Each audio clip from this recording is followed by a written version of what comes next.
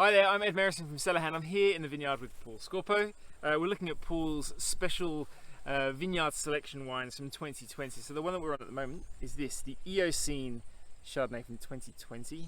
Just going to show you the artwork that adorns the label again here. So Paul, Eocene, we've talked a little bit about the soils already, obviously a very important part of this. We've got a little bit of other factors in play here. We've got, how many blocks is this from, this wine? This is from three blocks, and that add up to 1 hectare, basically. Yeah. 1 hectare. And planted all traditionally to 2,500 vines per hectare. Yep. Two of the vineyards were planted in '97, and that's the P58 and the I10, and the 95 we planted in 2008. The Bernard 95. So we're talking a little bit about the variables that we have here on the vineyard in terms of, you know, the complexity of the vines and the I suppose the mystery of vintage to vintage. So we're in a block here with a slight slope over the top of the ridge here. Well, this vineyard actually straddles the ridge. Yep. So, you know, a third of it has got a southerly aspect, and 2/3 have got a northeasterly aspect. Yep, and then we get it just across the path here where we've got the I10. We've got perhaps lines, rows of vines going down northeast facing. No, they're north-south. They're north-south, and these are northeast. Now, you know, because there was a real, when we first planted this vineyard, I was obsessed with north-south, except for the ridge area. Right. But you know, in retrospect, if I was doing it today, they'd all be northeast. Right. The rows, because you know, go perpendicular to the slope is the best that you can get. But you know, we sort of that's what everybody was doing at the time. Yeah. But anyway. Yeah, you got to remember '97 when Paul first planted the first Pinot vines over there in the two of these Chardonnay blocks.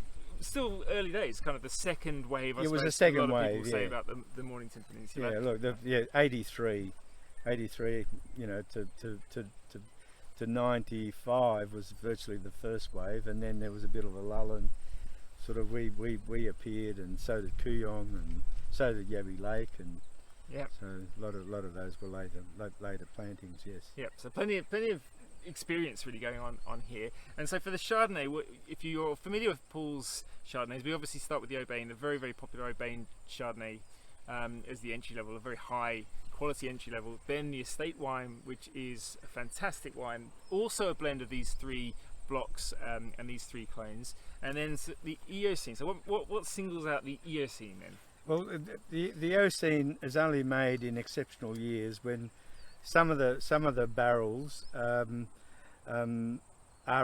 another level of complexity, basically. So you know, you basically you're looking at them through élevage, and it's really the aromas that sort of set it off. You smell it, and there's another, you know, level of complexity. You might even call it, I don't know, I don't think funk's the word, but they just want to be, and it was Patrick that first did it, you know. Patrick Walsh, in 2010, he said, "Oh, Paul, you know, we've got to." We tasted all the barrels, and he said there was about four barrels. You've got to do them separately, because they were just exceptional without compromising the estate. Right. So that's the bottom line. So I haven't heard Patrick take credit for that one, which is well, I remember he wrote me a long email about this big about that wine. Yeah, right. Well, so we'll talk about that, and this is really interesting because, of course, the estate Chardonnay already has a lot of complexity built in. We're talking about, you know, variations of elevation here, soil, different clones, but also wild yeast fermentation, just the sheer luck or serendipity of the season that makes the Chardonnay, the estate Chardonnay, turn out obviously as an enormously complex wine every year. So with this Eocene, really, you're just tasting not for anything specific. It's more just that magic, just a little something extra. It's the totality. Yep. And of the palate, the aromas, the palate, the structure, and the minerality, And you know, we try and sort of do all our work in the vineyard and grow, try and feed the soil so that the grapes have got everything that they need, and then minimal work in the winery. We do use a Sarug, which really I think complements our wine. There's So that's the about 20%, 20%, and it just lifts the aromas without compromising the fruit. Yeah. One thing I think is like- really interesting, sorry to interrupt you, but about the Eocene bottlings as well, for my money, like normally when you talk about a wine that, you know, the estate wines are single vineyard wines already, so you're talking about a very high sort of echelon of quality and character really. But with the Eocene, you know, sometimes people think that the one at the top of the tree has to have more power or more something, but it's really even more subtle. All those underlying things that you're talking about, that those ineffable kind of mineral sort of qualities, but also the structure, they really sneak up on you in these wines because there's an enormous amount of subtlety to the where they present. About 10 years ago, I sort of came to, I didn't want to make powerful wines. Yeah. I'm not interested in powerful wines. I'm interested in elegant wines that are, you know, you have that with, you get yourself a crayfish and put it on the barbecue, a wood barbecue, and have some of that with it. That's what I made it for. Yeah. Or you know, like Brigitte sort of matched it with Merrison. Yeah. So the 19. So everything that we do is based on food.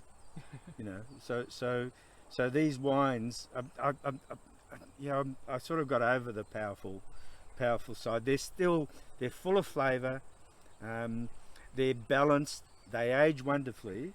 And they're elegant, and they really complement the best food that you could put with them. Yeah, and we've also been talking about it with the two Pinot Noirs. That's the original planting 1997 Pinot Noir from the MV6 plantings, the Abel clone high density vineyard from the Old Cherry Orchard from 2020, and this wine. The other thing I would say is not just with food, but also they really are wines that when they sit in the glass and breathe, like all those details come out over time. They're really quite fascinating to look at over time, and they don't give it all away straight away. Yeah, which is they're really layered. Yeah.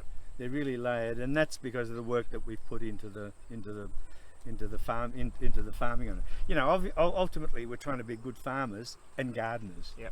Because with one of the vineyards we garden. This is farming. You know, but you know, one of the vineyards is gardening, and then that I think that attention to detail that we put in the vineyard translates into wines that are really layered. They're, you know, and we're blessed on the peninsula with making these wines that are that have wonderful, mouth-watering, refreshing acid. That and we retain that acid. We don't let them go through Malo. Yeah. And that will just improve with age and have lovely spice to them. And that's all.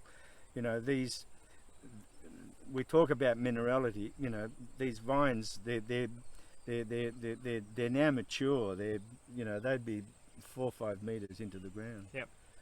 And they're getting all their mineral requirements from the soil, and it shows in the complexity of the wine.